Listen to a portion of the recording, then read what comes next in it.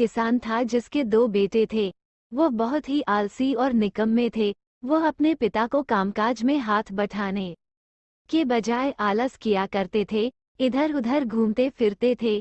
किसान को अपने बेटों की बहुत फिक्र थी। वो सोचते थे कि मेरे मरने के बाद इनका क्या होगा, यह अपना पेट कैसे भरेंगे, अपने परिवार को कैसे संभाल पाएंगे। एक दिन किसान की हालत बहुत ही गंभीर थी। कहने का मतलब, किसान मरने की हालत में था।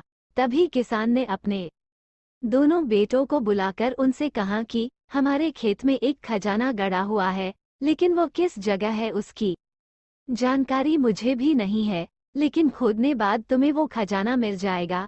इतना कहकर किसान भगवान को प्यारे हो गए।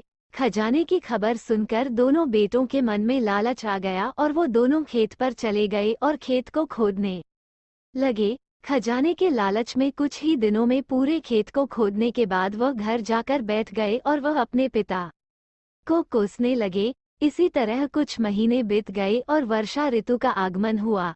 किसान के बेटों के पास पेट भरने के लिए सिर्फ एक ही जरिया था, वो है खेती। तब बाकी किसानों की तरह किसान के बेटों ने खेत में बीज बोने शुरू कर दिए। वर्षा का पानी पाकर वो बीज अंकुशित हुए और देखते ही देखते खेत लहराने लगे। ऐसा लग रहा था कि हवा के झोंके से लहरा रहा था। ये देखकर किसान के बेटे बहुत खुश हो गए। उनको समझ आ गया कि परिश्रम ही सच्चा धन होता है और वो उसी तरह से अपने पिता के शब्दों का मोल भी समझ गए और अपने कामकाज में लग गए।